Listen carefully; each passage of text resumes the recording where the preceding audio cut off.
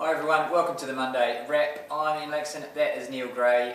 Cunningly we've switched positions just to keep you on your toes, and I'm going to launch straight into our first topic for this week. It's Performance of the Week, one of our favourites, and we've got three great candidates actually this week. Not a lot of club cricket to talk about from the weekend. The weather pretty much put paid to that, but in the short amount of time that they did get out there, North Shore actually I think managed to get almost a full day's play, and player coach Mark Tulloch, amazing figures.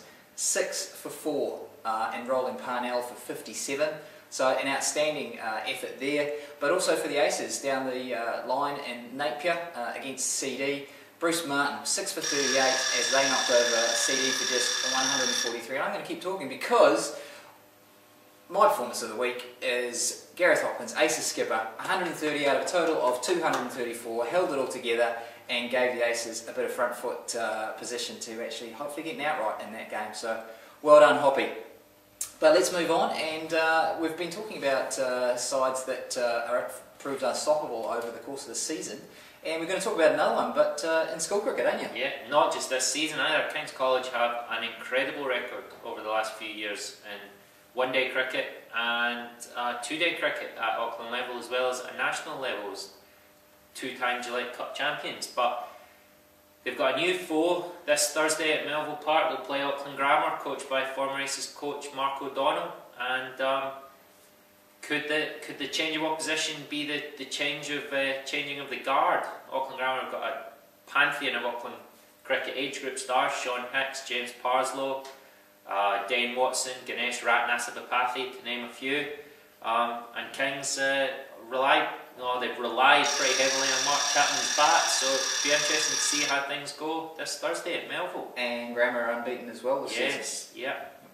Battle of the unbeaten teams. But Suburbs have continued their hot form, and once again the weather this year's helped them. But I think there's one glimmer of hope for everyone that the Suburbs juggernaut can be stopped, Ian.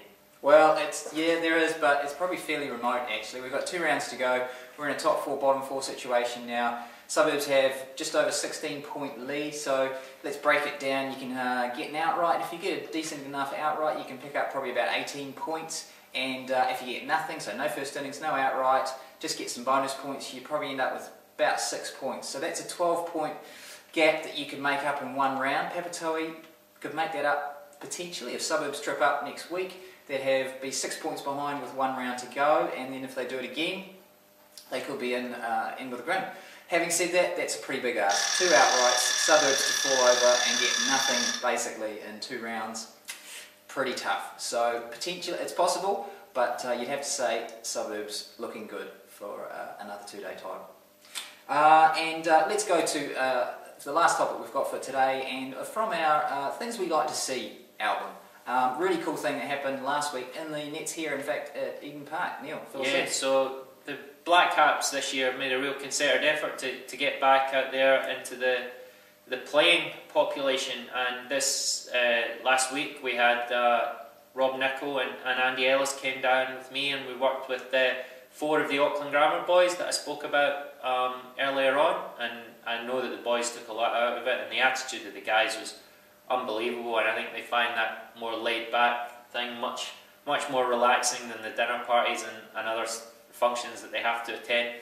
We also did one previously prior to the Zimbabwe 2020 game at Colin Maiden Park that got boys from Maclean's, Westlake and Mount Albert Grammar, so we're looking to expand that in the future seasons, and New Zealand cricket have loved it, and it's happened nationwide, so things we like to see going forward as well. Yeah, I think it's been a really good thing. We've done quite a bit of it, and I know New Zealand cricket are keen to do quite a lot more of it in the years to come, and I think the guys get a lot out of it. So yeah, really good to see. So well done to NZC for making that happen, and the Black Caps for really buying into it and doing it well.